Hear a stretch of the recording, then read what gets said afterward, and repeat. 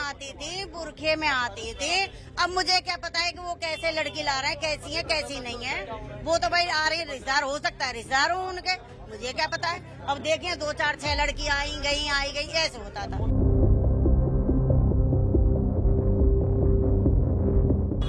पूर्व रात जो है इनका शोर शराबा रहता था, दिन में ही सोते थे।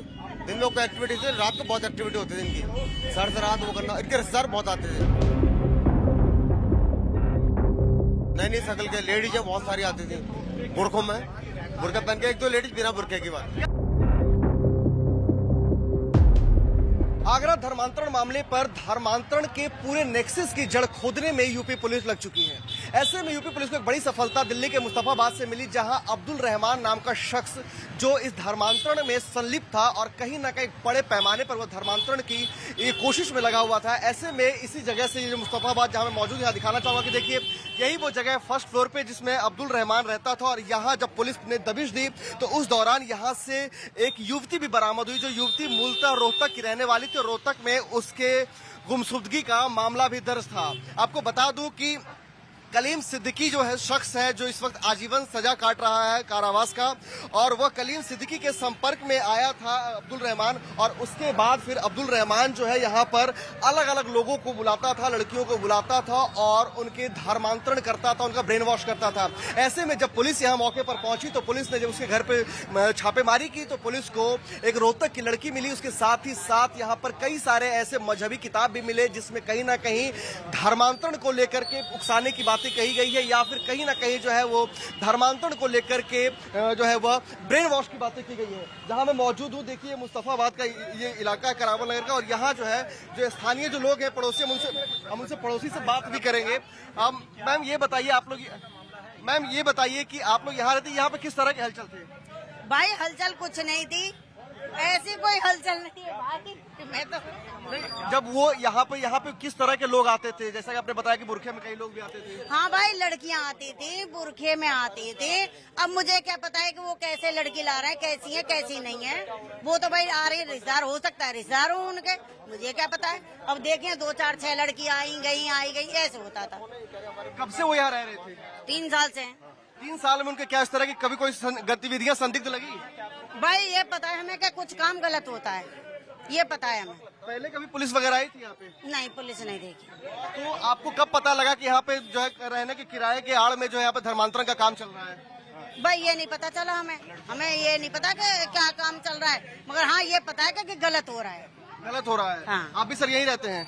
हाँ। अच्छा, तो आपने कुछ हाव भाव देखा होगा किस तरह? हमने तो कुछ नहीं देखा, मगर हमने अभी आज कल से ही सुना, हम तो कल से सुन रहे हैं। उठा के ले गए, जब ही सुना है हमने।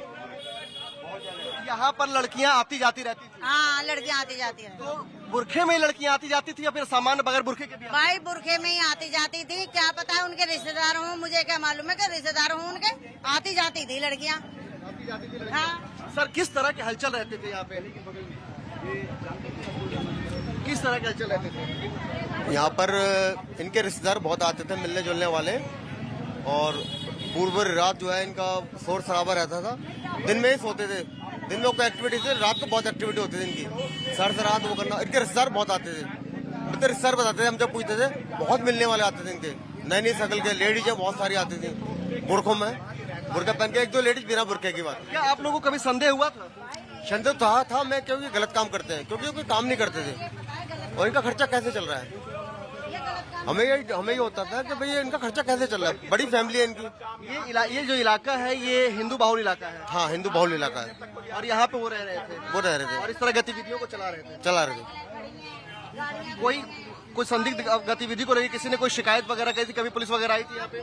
नहीं, कल ही आई थी। कल कितने बजे के आसपास पुलिस आई? शाम को 6 सवा 6 का टाइम रहा। आप लोग को कब जानकारी मिली कि यहाँ पे इस तरह से धर्मांतरण का भी वो खेल चल रहा है? हमें नहीं पता, ये तो हमने अब सुन रहे हैं आपसे। ये किसी से ना तो मेलजोल रखते हैं, अपना रिजर्व रहते हैं बिल्कुल। यानी कि किसी से मेलजोल भी नहीं था? तो देखिए, हमने यहाँ पे पड़ोसियों से भी बात करी। यहाँ महेंद्र पाल जादौन नाम का ये शख्स था, 1990 में दिल्ली आया था और उसके बाद यहाँ पर कलीम सिद्दीकी से उसकी मुलाकात होती है।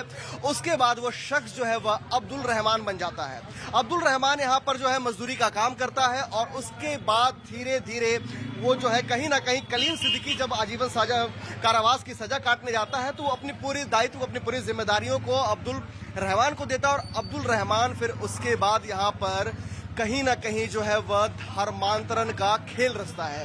क्योंकि जिस तरीके से धर्मांतरण के पूरे नेक्सस के जड़ों की खुदाई में यूपी पुलिस जुटी हुई है, ऐसे में यूपी पुलिस की एक बड़ी सफलता मानी जा रही है कि आखिर किस तरीके से यहाँ पर जो है वह लड़कियां को बुलाता था और उसका धर्मांतरण ब्रेन वॉश करता था। पुलिस जब यहाँ पहुंची, पुलिस ने जब दबिश दी तो कई सारे जो है वह मजहबी किताब भी पाए गए, जिन मजहबी किताबों में या कहीं ना कहीं जो है वो ब्रेन वॉश किया जा रहा था, एक खास मजहब की ओर अग्रसर होने की बातें कही जा रही थी। और साथ ही साथ एक रोहतक की युवती भी बरामद हुई जिसको लेकर के रोहतक में उसके गुमशुदगी का मामला दर्ज था।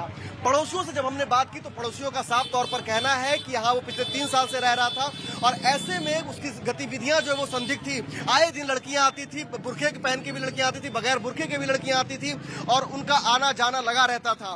पड़ोसियों से अब्दुल रहमान का कोई मेल जोल नहीं था, किसी से कोई बातचीत नहीं करता था, किसी से घुलना मिलना नहीं था। ऐसे में जब बीते दिन जब यहाँ पर यूपी पुलिस पहुंची और यूपी पुलिस ने जब यहाँ पर दबिश दी और उसके बाद जब यहाँ से गिरफ्तार किया, यहाँ से जो युवती जो बरामद हुई उसे जब यहाँ से छुड़वाया और शिकंजे से मजहबी किताबों को जब यहाँ पे छापेमारी के दौरान पकड़ा, तब फिर यहाँ के आसपास के लोगों को पता लगा कि दरअसल ये हिंदू बाहुल जो गली है, यहाँ पर अब्दुल रहमान कहीं ना कहीं धर्मांतरण का खेल रचा रहा था। अब्दुल रहमान जहाँ रहता था और धर्मांतरण का खेल खेलता था, वहाँ कुछ पड़ोसी जो लोग रहते हैं उनसे भी हम बात करेंगे। यहाँ पे आपको पता था किस तरह की संदिग्ध गतिविधियां चल रही है, धर्मांतरण का खेल चल रहा है? बिल्कुल नहीं पता थी इस चीज के बारे में। बंदे आते थे जाते थे, इस चीज के कोई वो नहीं था, ना हम मुझसे बात करते थे वो हमसे। बस गली में बंदे रात को जैसे कोई आया है, दिन में आया है, सुबह आया है, मुस्लिम लोग हैं, हम ये समझते थे अपना नमाज ववाज पढ़ने जा रहे हैं, अपना जाते थे आते थे। लड़कियां भी आती जाती थी? हाँ, बच्चे भी थे, लड़कियां भी थी, आती थी जाती थे। भाई देखो घर है, किसी को शॉपिंग वगैरह की जो भी जरूरत है वो इसके लिए जाते थे आते थे। जो ऊपर हैं बंदे, ऐसी बात नहीं है बंदे हैं, लेडीज हैं ऊपर, आप देख सकते हो वो लेडीज हैं, देखो बुर्का पहने हुए हैं जो भी हैं। तो उनका हाव भाव किस तरह का था अब्दुल रहमान का? देखो इस चीज के हम तो आज तक नाम से ही नहीं जानते कौन अब्दुल है, कौन रहीम है, कोई सलीम है। हमें तो बस ये पता है बंदा यहाँ रह रहा है, आता था जाता था। अब जब पता लगा है कि यूपी पुलिस यहाँ पहुंची थी और यूपी पुलिस ने अब्दुल रहमान को यहाँ से गिरफ्तार किया है, घर से जो है एक रोहतक की लड़की थी, हिंदू लड़की थी, उसे यहाँ से छुड़ाया है, उसके साथ ही साथ यहाँ पे कई मजहबी किताब जो ब्रेन वॉश करता है, धर्मांतरण के लिए प्रेरित करता है, वो सारी बरामद। इतनी हमारी जान, तो ये सब जब जानकारी आपको मिली तो कैसा सुन के सन हुए आप? हुआ मैं तो यहाँ पर किसी दिन भटकन दूंगा और मैं तो इनसे भी कह दूंगा भैया अपनी आईडी वगैरह जो भी है ना वो चेक करा के जाओ यार, वो जो भी आपको रहना रहिए लेकिन ढंग से, जैसे हम रहते हैं ऐसे रहिए। यहाँ पर कोई गलती नहीं है, बंदा सारे या गली मोहल्ले का मामला है, हम आपसे नहीं है, 30-40 साल से यहाँ पर रह रहे हैं, हम छोटे से बचपन से ही यहाँ पर आए हुए हैं।